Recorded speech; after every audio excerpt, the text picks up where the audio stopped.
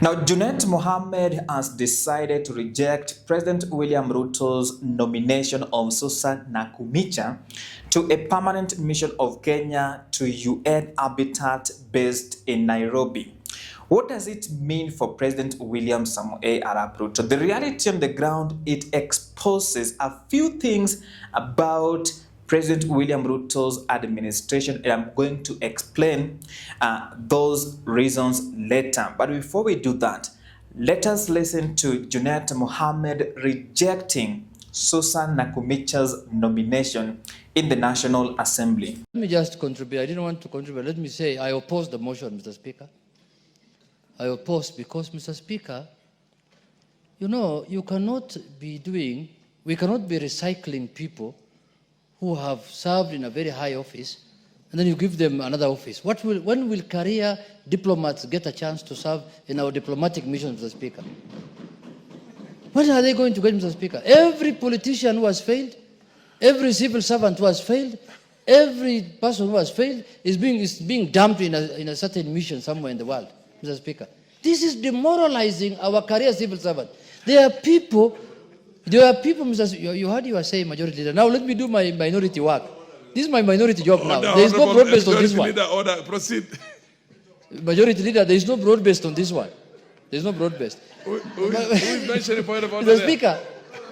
Mr. Speaker, you see, there are career civil servants who start their life in a very young age as civil servants who want to work in the world of diplomacy. They start in the Ministry of Foreign Affairs from job group something down there. They grow. Then when they reach near deputy ambassador, they get stagnated there. They can never move from there because Junet will be voted out in Suna East, then he will be made an ambassador. Kainan, I can see, is most likely after next election is going there. So, Mr. Speaker, Mr. Speaker, Mr. Speaker. Order, Honorable Kainan. There's nothing out of order. Proceed. Mr. Speaker. Proceed, Mr. Speaker, me, I'm of the view. Even the government, Mr. Speaker, of Honorable, the late Daniel Teacher of Moi, never did this. Kibaki never did this. This thing started with the Jubilee upper. This is of recycling people like the way you recycle Dandora West, Mr. Speaker. Mr. Speaker, this culture must stop. This culture must end. If, you see, these were people who were serving in high offices. The appointing authority has the prerogative to relieve them of their duties. But by the time he's relieving them of their duties, that means there must have been some problem. There must have been either some incompetency somewhere, some malpractice somewhere. There must be something like that. Or change of loyalty. Maybe some went to a Munyoro. Who knows? Order, Honorable Junet. Sometimes it has very little to do with efficiency and performance. It has maybe broad-based government. Are you sure? No. Okay. Mr. Speaker, it's not. Far from it. It is about other issues. So, Mr. Speaker, I want to see in a list of 10 diplomatic appointments here, minimum of 6 or 7 career diplomats. Then we can have top-ups of 3. Now, in case this is your first time on the Sport Check YouTube channel, kindly support us by subscribing and turning on the notifications bell. Now, whatever Junet Mohammed is saying exposes President William Samoei Arap Ruto in a different way that Kenyans would be interested to understand. I'm going to talk about it later, but let us understand a few things now. Previously, Susan Nakumicha served as CS in charge of the State Department for Health.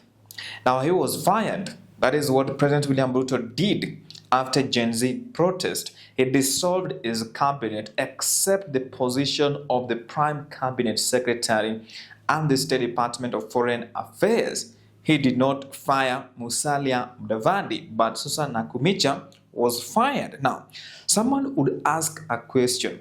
Why is she being given an opportunity to represent Kenya in an international community like UN Habitat, which is based in Nairobi, Kenya? Someone would ask another question.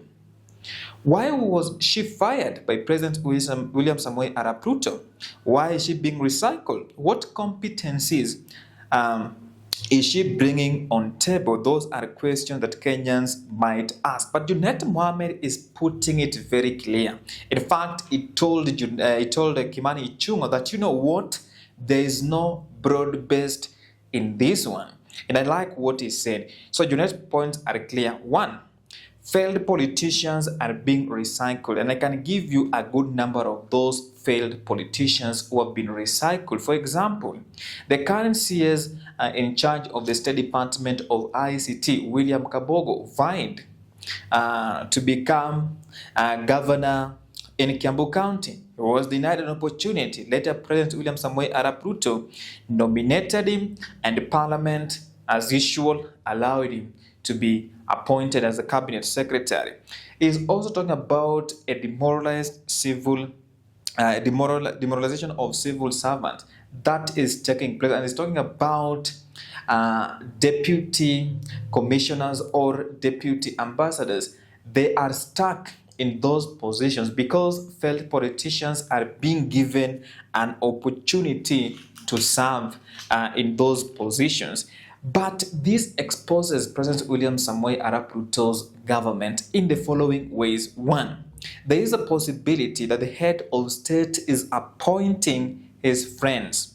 For example, the newly sworn in cabinet secretaries, CS Wendot Cheptumo, CS Geoffrey Ruku, those are people who are close to the head of state. Even the appointment of people like Fikirini Jacobs, he was appointed because he is close to Raila Amolo Odinga. So it shows how the political class are appointing their friends.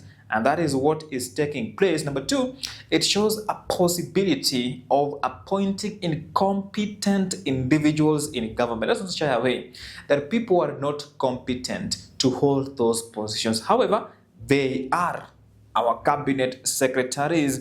Then lastly, it also shows that in this government, there are so many ways to describe why it is failing. I don't know what you think. You can let me know what you think in the comment section, and I will be replying to your feedback. Now, I promised at the end of my videos to carry out civic education. This is what you need to do. You need to register as a voter as soon as possible. The beauty of doing that, you can participate in 2 types of elections: 1, general elections; 2, by-elections. The second thing you need to do, demonetize politics. The beauty of doing that, you can be in a position to elect a leader of high integrity who will not mismanage public funds. A good example is mismanagement of the NGCDF and GAF.